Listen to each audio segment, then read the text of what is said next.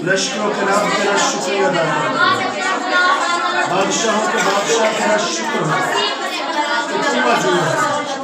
हम तुझे जलाल देते हैं और तेरे नाम को खुदावंद यहोवा का पूरा ऊंचा और बुलंद करते हैं।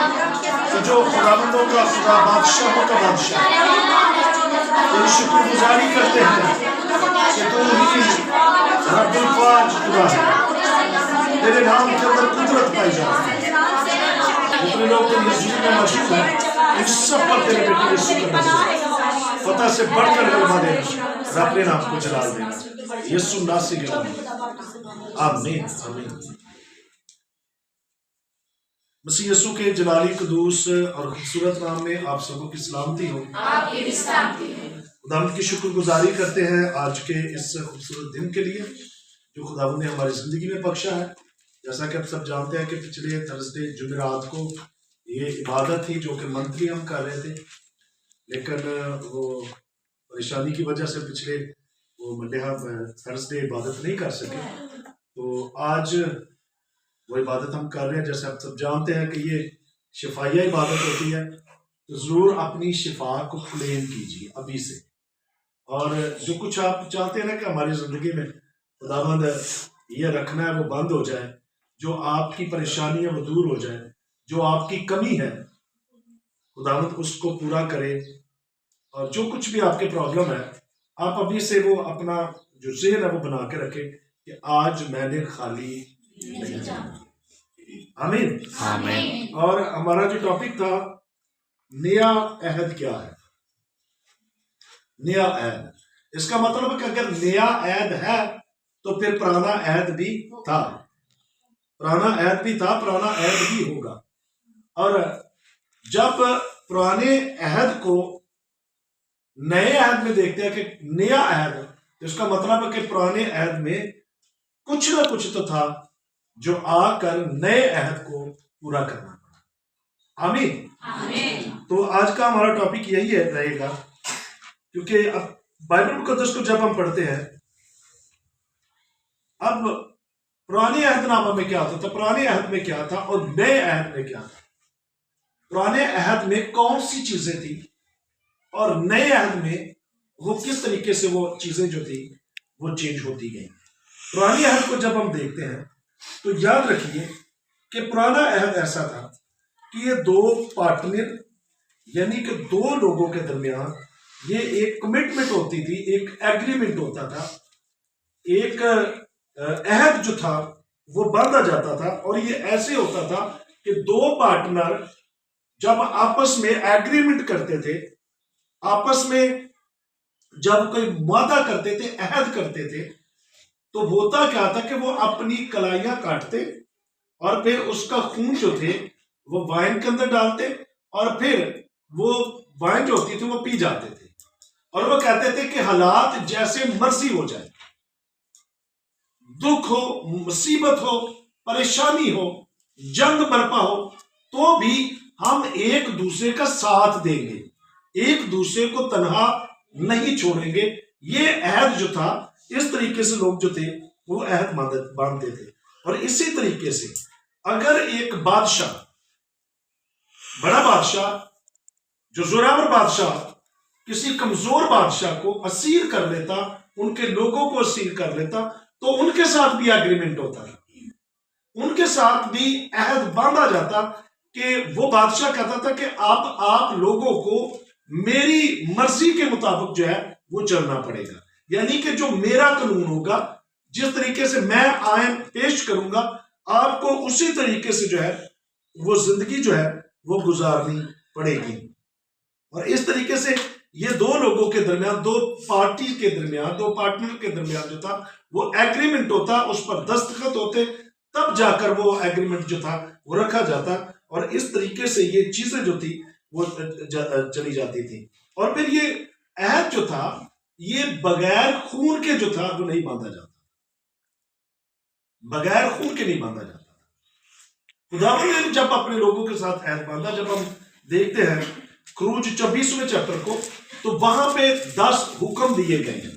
اب یہ 10 حکم جب بزرگ موسیٰ نے بنی اسرائیل قوم کو پیش کیے کہ یہ خدا نے ایگریمنٹ مانگا ہے تو آپ کیا کہتے ہو؟ اگر تو آپ خداوند کے ساتھ چلو گے تو پھر یہ جو 10 کمینڈمنٹس ہے، یہ جو 10 حکم ہے، یہ جو ایگریمنٹ آپ کا کریں گے تو آپ کو ان کے مطابق زندگی گزارنی پڑے گی، نہیں تو پھر آپ اپنے طریقے سے گزار سکتے ہو، یعنی کہ بل خدا کی بھی پرستش کر سکتے ہو، لیکن اگر خدا کی پرستش کرنی ہے تو پھر اس کے لا کے مطابق، اس کے قانون کے مطابق جو ہے وہ آپ کو زندگی گزارنی پڑے گی۔ اور پھر جب لوگوں نے کہا کہ ضرور ہے کہ ہم زندہ خدا کے ساتھ ایگریمنٹ کریں گے، جو خدا کرنے کے لیے کہے گا ہم وہی سب کچھ کریں گے، اور وہ جو خدا کرنے کے لیے بول رہا ہے ہم وہ مانتے ہیں۔ تو پھر بزرگ موسیٰ نے کیا کیا؟ بزرگ موسیٰ نے کیا یہ کہ اس نے برہ جو تھا وہ ذبح کیا اور اس کا خون جو تھا وہ لوگوں پر چھڑکا، اور اس طریقے سے خدا کا اور لوگوں کے ساتھ جو تھا وہ ایگریمنٹ ہو گیا، اور اس میں تیسرا پرسن کون تھا؟ موسیٰ۔ اور پھر اس طریقے سے لوگوں کے درمیان جو تھا وہ ان کا ایگریمنٹ ہو گیا۔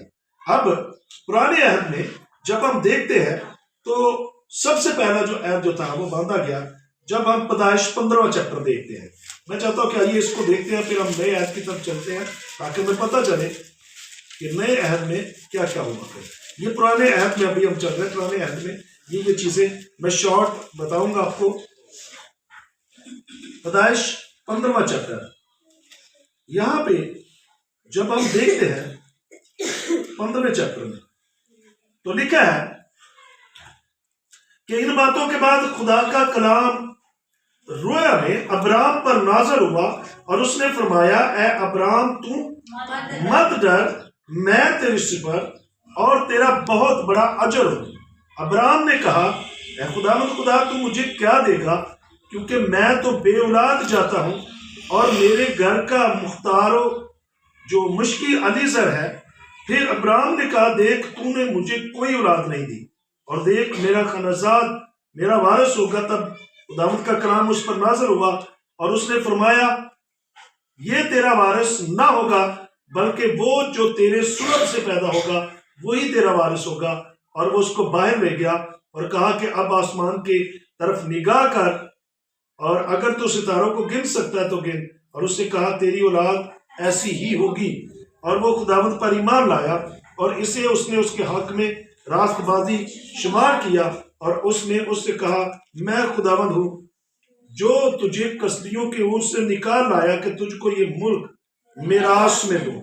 اور اس نے کہا، خداوند خدا، میں کیوں کر جانوں کہ میں اس کا وارث ہوں گا۔ اب یہاں تک پڑھیے، پھر آگے پڑھتے ہیں۔ یہاں پہ دیکھیں ذرا، خدا جو ہے وہ ابراہم کو بلاتا ہے، ابراہم کے ساتھ اس وقت نام ابراہم ہی تھا، ابراہم کا مطلب باپ۔ اور خدا نے اسے کہا کہ بھائی جیسا میں کچھ کرنے کے لیے کہہ رہا ہوں تو ویسے ہی کر۔ تو اس نے کہا، اب وہ ڈرا ہوا ہے، سہما ہوا ہے، ڈرا ہوا سہما ہوا، کیا کہہ رہا ہے؟ کیا خداوند میری تو کوئی اولاد ہی نہیں ہے۔ تو خدا نے کہا کہ میں تیرا بہت بڑا اجر ہوں، تو مت ڈر، تو خوف زدہ نہ ہو۔ اور دیکھ، اب ابراہم اسے کہتا ہے کہ دیکھ میرا تو کوئی وارث ہی نہیں ہے، یہ جتنی بھی جائیداد ہے، جو کچھ بھی میرا ہے، وہ تو سارا نوکر لے جائے گا اور وہ اس کا مالک بن جائے گا، تو میرے تو کوئی اولاد نہیں۔ اور اب میری ایج جو ہے وہ کتنی ہے؟ اب دیکھیں ذرا، ایج بھی اب بڑھاپا ہوئی ہے، بیوی بھی بڑھاپے میں اور وہ بھی بڑھاپے میں، اور جو اگر ہم سائنسی لحاظ سے دیکھیں، میڈیکل لحاظ سے دیکھیں تو ان کے ہاں اولاد نہیں ہو سکتی، لیکن خدا اسے کیا کہہ رہا ہے؟ خدا اسے کہہ رہا ہے کہ وہ تیرے سلب سے ہوگا، وہ وارث ہوگا، یہ وارث نہیں ہوگا، جو تیرے سلب سے ہوگا۔ اس کا مطلب کہ خدا اسے بتا رہا ہے کہ تیرے ہاں اولاد ہوگی اور وہی جو وہ تیری وارث ہوگی، اس کے علاوہ کوئی دوسرا وارث نہیں ہوگا۔ اب یہ خدا اس کے ساتھ خیمے میں بات کر رہا تھا، وہ خیمے کے اندر تھا، اور خدا نے جب اسے خیمے سے باہر نکالا، یاد رکھیے جب ہم اپنے خیمے سے باہر نہیں نکلیں گے تو خدا کبھی بھی آپ کے ساتھ ریویلیشن نہیں کرے گا، کبھی بھی آپ کے ساتھ بات یا ہو سکے یا پھر خدا آپ کو جو ہے وہ کچھ بتا سکے، ایسا نہیں ہوگا۔ خدا اپنے راز، خدا اپنے بید جب تک آپ اس خیمے کے اندر رہیں گے کبھی بھی کھولے گا نہیں، آپ کو باہر نکلنا پڑے گا۔ باہر نکل سے مراد کہ آپ کو مکمل طور پر اپنے آپ کو خدا کے سامنے پیش کرنا پڑے گا۔ اب خدا نے جب ابرام کو کہا کہ تو خیمے سے باہر نکل، پھر میں تجھے بتاتا ہوں۔ اب خدا سے کیا کہہ رہا کہ آسمان کے ستاروں کو گن سکتا؟ اس نے کہا نہیں۔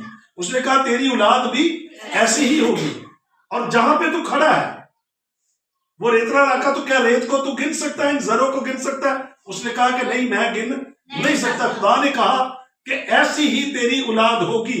اب یہ خدا کے اور ابرام کے ساتھ ایک ایگریمنٹ، ایک بات ہو رہی تھی دونوں کے درمیان۔ اب یہ ایگریمنٹ باندھا جانا تھا، تو باندھنے کے لیے جیسا میں پہلے بتا چکا ہوں کہ جیسے موسیٰ نے ایگریمنٹ جو باندھا اور پھر لوگوں کے اوپر خون چھڑکا، اور پھر خون، اور پھر خدا، اور پھر موسیٰ، اور اسی طریقے سے یہاں پہ بھی ایگریمنٹ ہونا تھا۔ اب یہ خدا ایگریمنٹ باندھ رہا ہے، کس کے ساتھ؟ ابرام کے ساتھ۔ کیسے ایگریمنٹ باندھنے والا جی؟ دیکھیے ذرا، اور نے کہا اس نے اسے کہا کہ میرے لیے 3 برس کی ایک بچیا، اور 3 برس کی ایک بکری، اور 3 برس کا ایک مینڈا، اور ایک کمری، ایک کبوتر کا بچہ لے۔ اس نے ان سبوں کو لیا اور ان کو بیچ سے 2 ٹکڑے کیا، اور ہر ٹکڑے کو اس کے ساتھ کے دوسرے ٹکڑے کے مقابل رکھا، مگر پرندوں کے ٹکڑے نہ کیے۔ تب شکاری پرندے ان ٹکڑوں پر جپٹنے لگے، پر ابراہم ان کو ہنکاتا رہا۔ اب ہوا پتہ کیا تھا؟ خدا نے جب کہا کہ تو مینڈا بھی لے، بکری بھی لے، کبوتر بھی لے، اور پھر کمری بھی لے، اور اس کو کرنا کیا ہے؟ ان کو سینٹر سے چیر دینا ہے، ان کے ٹکڑے کر دینے ہیں، اور پھر کرنا کیا ہے؟ کرنا یہ ہے کہ ان کو قطار میں ایسے جو ہے وہ رکھ دینا۔ کیا کرنا جی؟ قطار میں اس قربانی کو کیا کرنا جی؟ اس گوشت کو کیا کرنا ہے؟ ایسے لائن میں رکھ دینا۔ اب لائن میں رکھنا تھا، تو اب ہونا کیا تھا؟ ایک طرف ابراہم تھا اور دوسری طرف کیا تھا؟ خدا۔ اب خدا اور ابراہم، اور درمیان میں کیا جی؟ اب دیکھیں ذرا، یہ ایگریمنٹ ہے، خدا ایگریمنٹ کرتا ہے۔ آج میرے ساتھ اور آپ کے ساتھ بھی ایگریمنٹ خدا کرنے کے لیے۔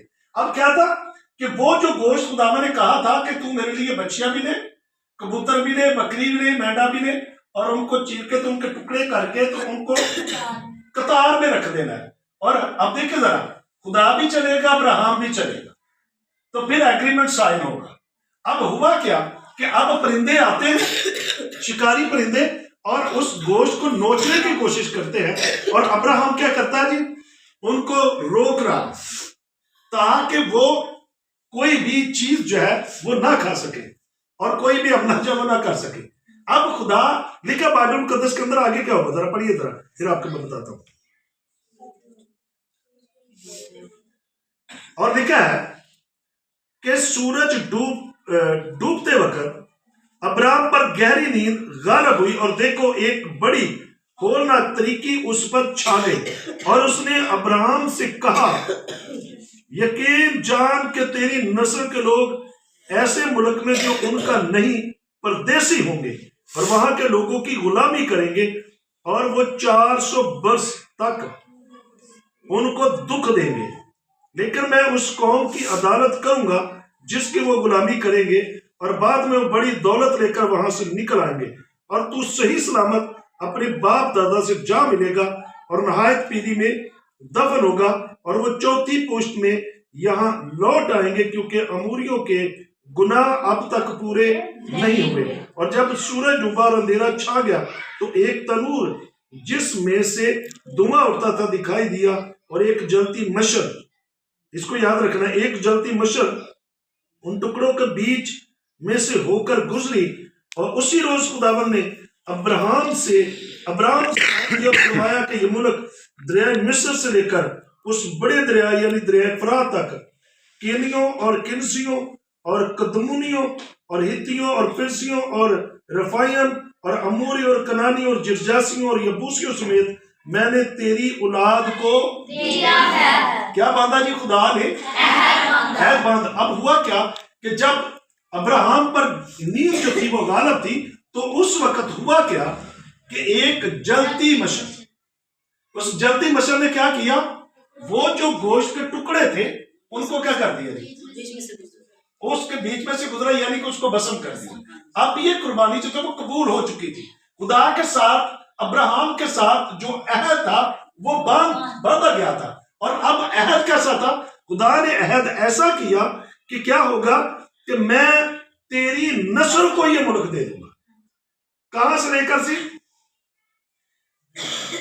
لکھا ہے اور فرمایا کہ یہ ملک دریائے مصر سے لے کر اس بڑے دریا یعنی دریائے فرات تک میں نے تجھے اور تیرے بعد تیری اولاد کو دیا. آمین. آمین. خدا نے ابراہم کے ساتھ ایک عہد جو تھا وہ باندھ لیا. عہد کا پتہ چل گیا کہ کیسے باندھا گیا، یعنی کہ ایک طرف ابراہم اور دوسری طرف خدا. اور اب دیکھیے ذرا ایک بات اور میں آپ کو بتاؤں. ایک بات آپ نے شاید نوٹ نہیں کی، اور وہ نوٹ کرنے والی بات یہ ہے کہ ابراہم پر گہری نیند جب آ جاتی ہے اور ایک مشل وہ آگ جو ہے وہ کیا کرتی ہے، اس گوشت کو بسم کر دیتی ہے. اس کا مطلب یہ ہے کہ خدا کہتا ہے کہ صرف میں ہی کام کروں گا. اب ابراہم تجھے کام نہیں کرنا پڑے گا، اب میں کام کروں گا، یعنی کہ میں مسیح میں ظاہر ہو کر جو ہے وہ کام کروں گا. اور مسیح کے دن یسوع دیکھیں ذرا وہ کیا کرتا ہے، یہ میرا وہ خون ہے جو تمہارے لیے بہایا گیا، تمہارے گناہوں کی خاطر بہایا گیا. اب وہی عہد، اب جب نئے عہد میں آتے ہیں تو خدا ایسے جو ہے وہ باندھ دیتا ہے. اور خداوند کیا کہتا ہے کہ میں تمہیں کیا دوں گا جی، نیا دل دوں گا. کیا دوں گا؟ نیا دل جو ہے وہ دوں گا، یعنی کہ روح القدس جو ہے وہ دوں گا. خدا نے دیکھیں ذرا یہ عہد جو ہے وہ باندھ دیا. اور آپ دیکھیں ذرا ایک کپڑی عورت جس نے آسمان پر کبھی نظر نہیں کی ہوگی، جس نے کوئی مرد نہیں اس کا منہ نہیں دیکھا ہوگا، کیونکہ وہ اس قدر کپڑی تھی کہ وہ رہتی یہاں پہ ایسے ہی تھی.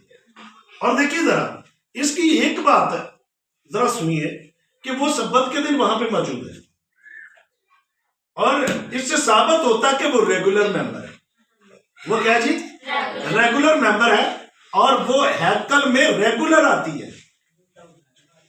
اور یسوع نے جب اسے چھوا، بلایا اور اس پر ہاتھ رکھے، اور اسی وقت جو تھی وہ کبڑی عورت بالکل سیدھی ہوگی. سب سے پہلے اس نے یسوع کا چہرہ دیکھا. کس کا دیکھا جی؟ یسوع کا. سب سے پہلے یسوع کا چہرہ دیکھا. اب وہاں پہ جو لوگ تھے وہ کیا کہہ رہے تھے؟ وہ کہہ رہے تھے کہ سبت کے دن بھی یہ سارے کام ہو رہے ہیں. یسوع نے پھر ان کو کہا کہ اب بھئی تم اپنا گدھا یا بیل جو ہے اس کو پانی پلانے کے لیے کھول کے نہیں لے کے جاتے سبت والے دن؟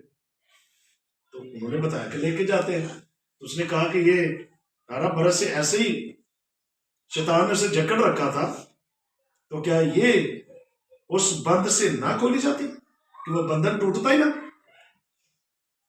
اب دیکھیں ذرا اب وہ یسوع مسیح میں چیزیں نظر آ رہی ہیں کہ لوگ جو ہے وہ یسوع مسیح سے شفا پائیں.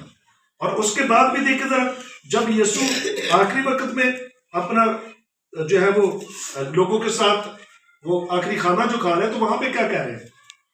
وہاں پہ یسوع مسیح جو ہے متی 26:28 میں کیا کہتے ہیں، اور مرکز 14:24 میں آیت ایک، دونوں میں ایک ہی چیزیں ملتی ہیں. لکھا ہے متی 26 باب اس کا 28ویں آیت اور مرکز 14 باب اس کی 24ویں آیت. لکھا ہے کیونکہ یہ میرا وہ عہد کا خون ہے جو بتھیروں کے لیے گناہوں کی معافی کے واسطے بہایا جاتا ہے.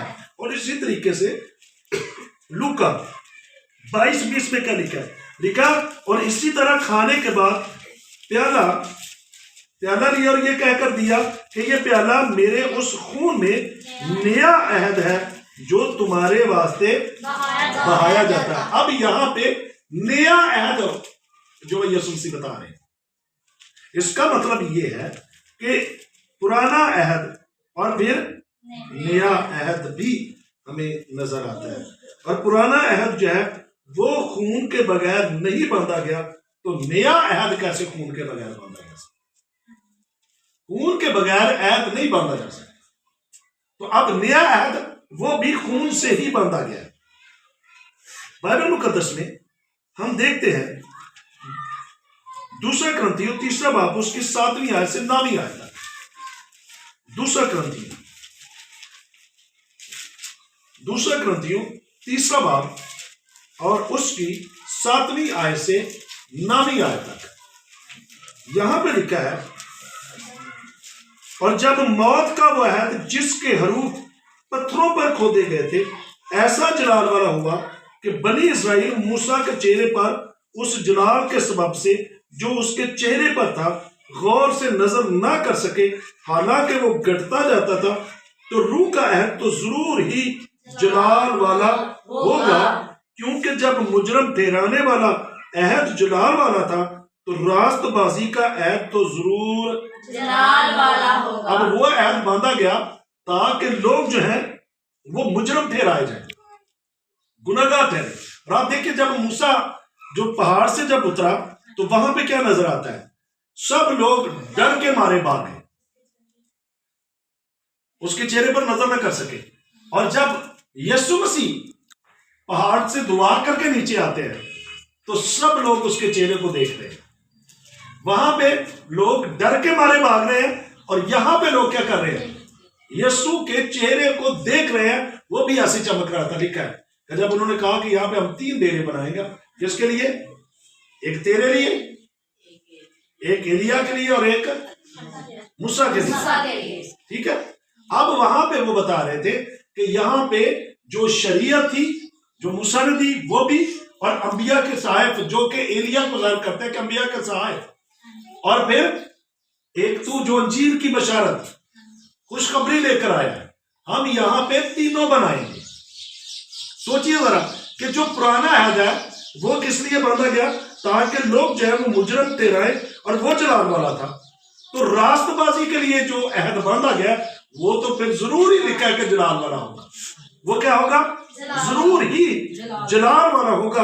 रोमियो 11:27 में लिखा है, और उनके साथ मेरा ये अहद होगा कि जब मैं उनके गुनाहों को दूर कर दूंगा।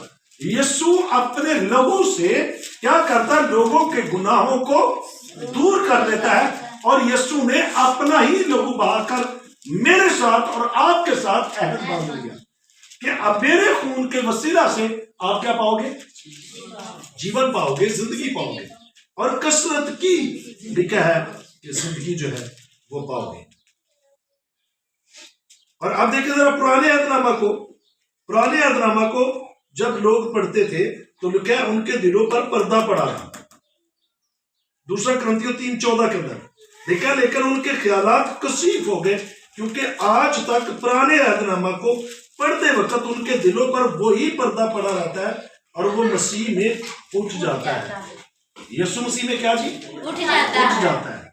क्यों, क्योंकि यीशु ने अपना कीमती लहू जो है वो बहाया, और मेरे साथ और आपके साथ उसने अपने खून से अहद बांधा है।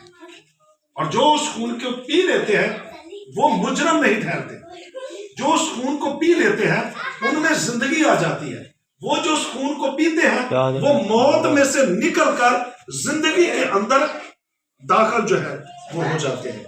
इसलिए याद रखें कि यीशु जो है वो एक बेहतर अहद का ज़ामन ठहरा, इब्रानियों 7:22 के अंदर। इसलिए यीशु एक बेहतर अहद का ज़ामन ठहरा। और इसी तरीके से इब्रानियों 8:6 के अंदर क्या लिखा है, मगर अब उसने इस कदर बेहतर खिदमत पाई जिस कदर उस बेहतर अहद का दरमियानी ठहरा, जो बेहतर वादों की बुनियाद पर कायम किया गया। अब ऐसे ही हुआ था कि यीशु मसीह जो है वो दरमियानी, और एक तरफ खुदा और एक तरफ क्या जी, इंसान।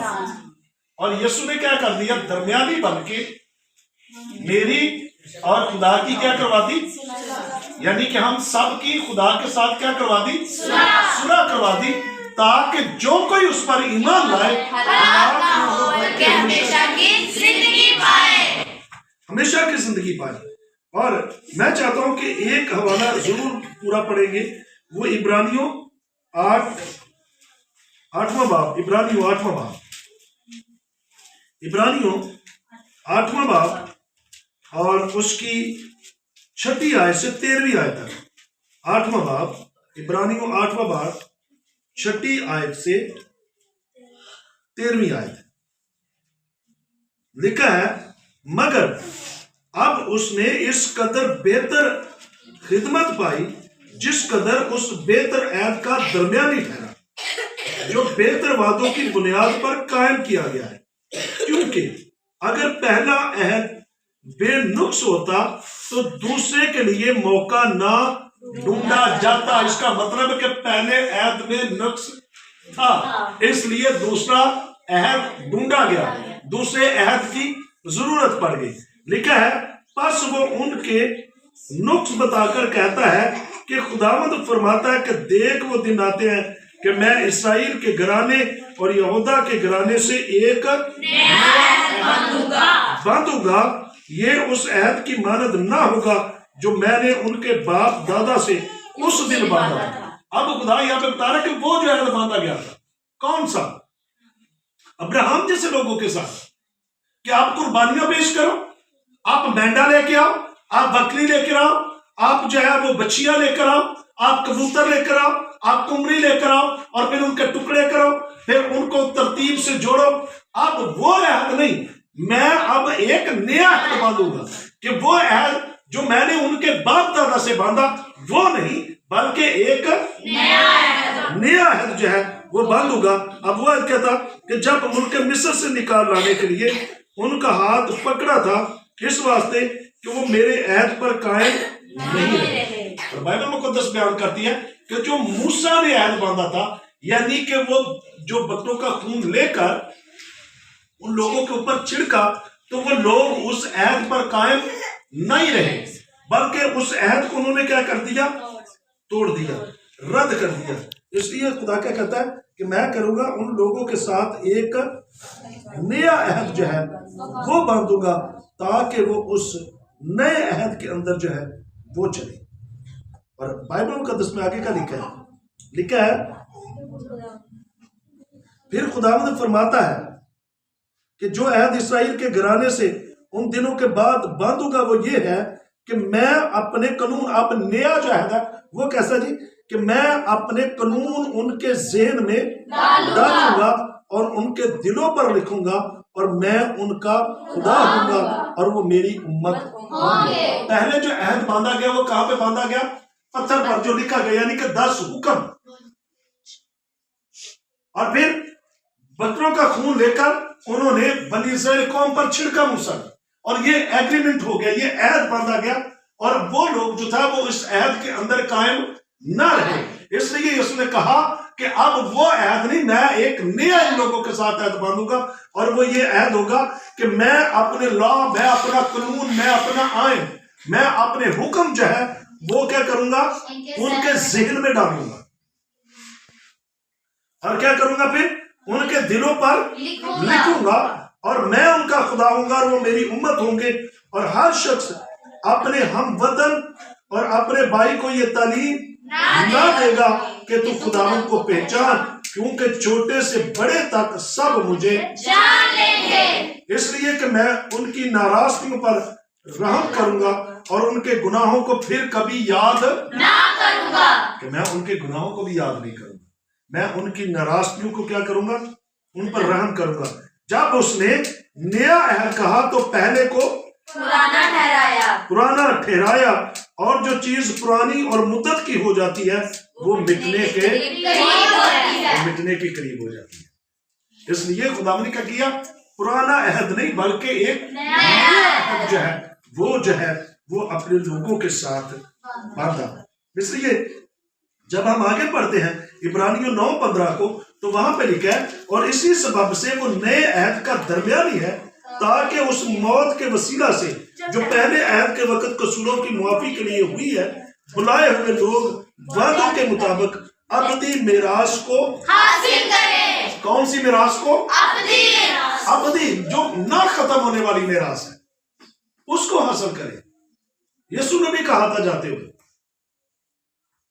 کہ تمہارا دل جو ہے وہ نہ گھبرائے، میں جاتا ہوں تمہارے لیے جگہ تیار کرتا ہوں، اور پھر آؤں گا اور تمہیں اپنے ساتھ لے جاؤں گا۔ یاد رکھیے خداوند آج بھی چاہتا ہے کہ میرا جو ہے وہ خون جو ہے وہ آپ کے پاس ہو، آپ یعنی کہ آپ کی زندگی کے اندر ہو، آپ اس خون سے دھلیں، پاک اور صاف ہو، اور آپ کو یہ حق مل جاتا ہے کہ آپ خدا کو جا کر باپ یعنی ابا کہہ کر پکار سکتے ہیں، اور اس کے خون کے بغیر آپ اسے ابا نہیں کہہ سکتے، آپ کو یہ حق ہی نہیں ملنا تھا۔ اگر یہ حق ملا تو صرف یسوع کے لہو کی بدولت ملا۔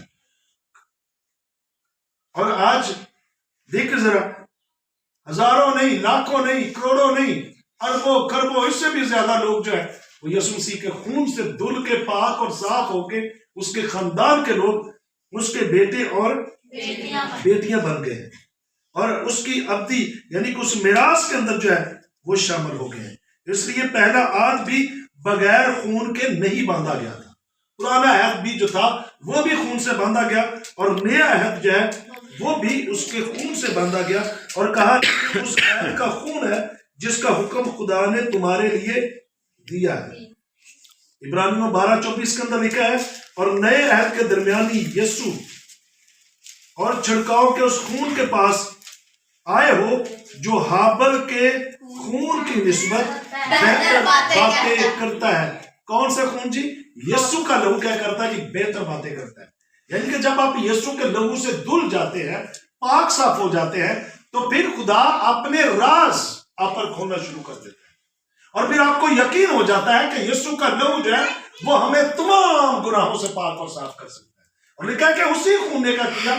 مجھے اور آپ کو سارے گناہوں سے پاک اور صاف کر دیا، اور پھر ایسا کہ پھر وہ اس کو کبھی یاد نہیں کرتا۔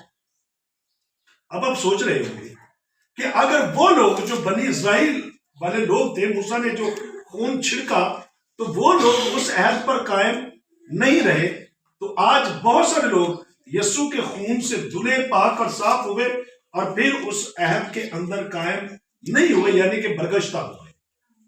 انہوں نے بھی خداوند کو رد کر دیا، انہوں نے بھی خداوند کو جو تھا وہ پیار، وہ محبت نہ دکھایا جس طریقے سے وہ لوگوں نے خدا کے عہد سے نکل گئے۔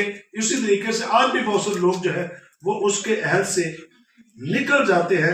عبرانیوں 10:29 کو پڑھے تو ان کے لیے بھی لکھا ہوا ہے، عبرانیوں 10:29 لکھا ہے، تو خیال کرو کہ وہ شخص کس قدر زیادہ سزا کے لائق ٹھہرے گا جس نے خدا کے بیٹے کو پامال کیا اور عہد کے خون کو جس سے وہ پاک ہوا تھا ناپاک جانا اور فضل کے روح کو بے عزت کیا۔ تو وہ پھر لکھا ہے کہ وہ انسان جو ہے وہ کس قدر سزا کے لائق ٹھہرے گا جنہوں نے یسوع کے خون کو رد کیا، اور جو ایگریمنٹ تھا اس کی کوئی قدر، اس کی کوئی ویلیو نہ کی، بلکہ کیا کیا؟ بے قدر اس روح کو بھی بے عزت کیا۔ تو ان کی سزا پھر کیسی ہوگی؟ یاد رکھیے، میرا اور آپ کا جو خداوند ہے وہ اگر ایگریمنٹ اپنے خون سے کرتا ہے تو ہمارے لیے دیکھو کتنی خوش آئند اور خوشی کی بات ہے کہ یسوع کا لہو جو ہے وہ صرف اور صرف مجھے اور آپ کو خداوند کے پاس لے کر اگر صلح ہو گئی ہماری۔ نہیں تو جس طریقے سے باغ عدن سے باہر نکلا ہوا انسان، آگے جب ہم مکاشفہ کو پڑھتے ہیں تو پھر دیکھا کہ وہ زندگی کے درخت کے پاس ہم لوگوں کو دیکھتے ہیں کہ آپ پھر سے یسوع مسیح کو قبول کر کے اس بادشاہی کے اندر جا سکتے ہیں، نہ کہ صرف باغ عدن میں بلکہ بادشاہی کے اندر۔ آدم اور حوا کے لیے وہ بالکل جو باغ عدن تھا وہ جنت سے کم نہیں تھا، وہاں پہ آرام تھا، سکون تھا، ان کے لیے سب کچھ تھا، وہاں پہ کوئی دکھ، وہاں پہ کوئی پریشانی، وہاں پہ کوئی ڈر، وہاں پہ کوئی خوف، وہاں پہ کوئی موت نہیں تھی، وہاں پہ کوئی لعنت نہیں تھی، ان کے لیے وہ جنت سے کم نہیں تھا۔ لیکن جب گناہ سرزد ہوا تو پھر خدا نے کیا کر دیا؟ ان کو باغ عدن سے باہر کر دیا، اور وہیں پہ اگریمنٹ تو ہو گیا تھا کہ وہاں پہ بھی برا ذبح کیا گیا، اور ان کی جو کھال اتاری گئی تھی اس کی لنگیاں بنا کر، کپڑے بنا کر جو تھے وہ آدم اور حوا کو جو تھا وہ پہنائے گئے۔ اور آپ دیکھیے اس وقت برا کیا تھا؟ بالکل नंगा हम नजर आता है, और सलीब पर बरा जो है वो भी नंगा ही है। यीशु मसीह को कोई ट्रोजर, कोई पजामा या कोई तहमत बांध के उसको सलीब पर नहीं लटकाया। यीशु मसीह को जो था वो नंगा सलीब पर लटकाया गया। किनके लिए? मेरे लिए और आपके लिए। और यीशु ने वो सब कुछ मेरे लिए और आपके लिए बर्दाश्त किया, ताकि मेरी बेटी, मेरा बेटा मेरे खून की वैल्यू को जाने कि मैंने ये सब कुछ अगर सहा है तो सिर्फ ए बेटी तेरे लिए, ए बेटे तेरे लिए। और अब जरूरत इस बात की है, देखना हमने है कि हम उस ऐहद के अंदर कितना कायम रहते हैं कि जो यीशु के खून से बांधा गया है। यीशु का खून बहुत कीमती है और वो खून आज भी जिंदा है। अगर वो खून जिंदा है तो फिर लोग शिफा पाते हैं। Hallelujah, hallelujah. यीशु के लहू, जब आप यीशु के लहू को मांगेंगे ना, याद रखें आपकी जिंदगी के अंदर, आपके दिल के अंदर आप अपने आप में महसूस करेंगे एक शादमानी। आपका मुझे नहीं पता, लेकिन मैंने जब यीशु के लहू का अपने ऊपर मांगा है ना, तो मुझे शादमानी, मुझे खुशी मिली। और यही लहू मेरी और आपकी बका है। और इसी लहू को जब हम अपने ऊपर अप्लाई करते हैं, मानते हैं, तो फिर हमारे गुनाह भी मिल जाते हैं। इसी लहू को जब हम अपनी बीमारी पर मानते हैं तो शिफा मिल जाती है। शिफा भी मिल गई और इसी लहू से मोजे होते हैं, और इसी लहू से आपकी जिंदगी जो है वो बिल्कुल पाक और साफ हो जाती है। और यही लहू जब आप मांगते हैं तो बदरूहें भागना शुरू कर देती, डरती और थरथराती है। और यही लहू है, जब लहू आप मांगते हैं तो रखनों में आ जाता है, तो आप सेव हो जाते हैं। और यही लहू आपको सेव करता है। मैंने पिछले दिनों आपको टेस्टिमनी बताई थी बेकर फार्मर की। उसने क्या कहा अपनी बीवी को? मेरे यीशु के लहू का एक तुझे पाक और साफ कर देगा। रेखा के वो औरत बहुत ज्यादा रोई, और फिर उसके बाद उसे घर चली गई, क्योंकि उसके अंदर शादमानी है। क्यों? यीशु के लहू के अंदर कुदरत ऐसी है कि आपको खुशी मिल जाती है, शादमानी मिल जाती है। अब भी आप यीशु के लहू को मांगेंगे, आपकी शिफा हो जाएगी। मैं चाहता हूँ आइए वो लोग जो चाहते हैं हमारे लिए प्रेयर की जाए, वो अपने पांव पर खड़े होंगे और यीशु के लहू को मांगेंगे। अपनी आंखों को बंद कीजिए। आप अपनी आंखों को बंद कीजिए, अपनी आंखों को बंद कीजिए, कोई भी आंख खुली ना हो। जो लोग दुआ करवाना चाहते हैं वो अपने पांव पर खड़े होंगे, बाकी बैठे रहे, अपनी कतारों को सीधा करें ताकि मैं जो है वो बीच में से गुजर सकूं। खुले खुले हो जाए जरा, आंखों को बंद कीजिए, अपने हाथों को आसमान की तरफ उठाएं। यीशु के लहू को मांगना शुरू कीजिए, यीशु के लहू को मांगना। वो लहू जिंदगी देता है, वो लहू खुशी देता है, वो लहू आपकी जिंदगी के अंदर बाहर लाएगा। और वो लहू सारे गुनाहों आपके प्यार बदलने की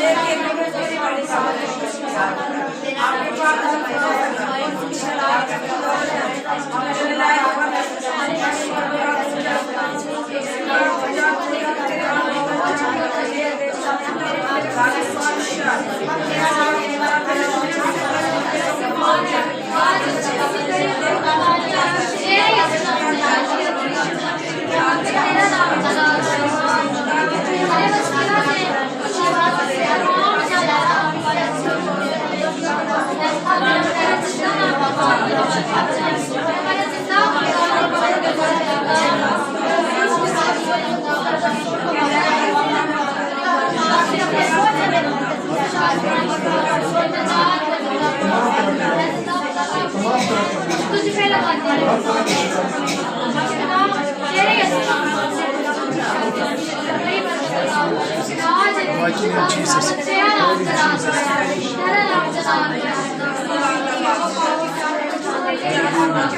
आइए सब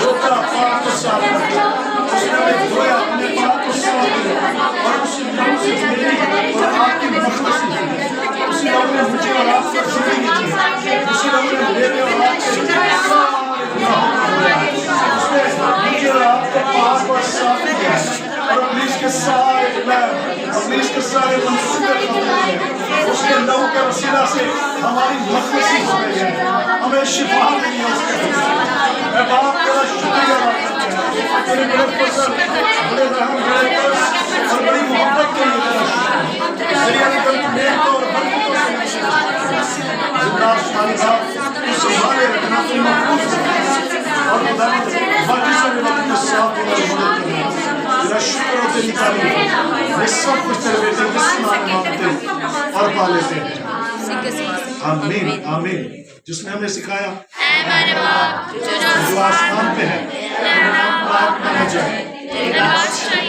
तेरी मर्जी जैसे आसमान पे पूरी होती है जमीन पे रोज की रोटी अच्छी हमने अपने गुनहगारों के कर्ज माफ किए तू भी हमारे कर्ज माफ कुदरत जलाल हमेशा आमीन अब हमारे खुदावंद यीशु मसीह का फजल दब आपकी मोहब्बत पाक रफाकत शराकत हज़रत जमात के साथ बनी इस्राएल कौम के साथ अब से लेकर हमेशा तक होती रहेगी आमीन आमीन गॉड ब्लेस यू जी खुदावंद आप सबको बड़ी बात करे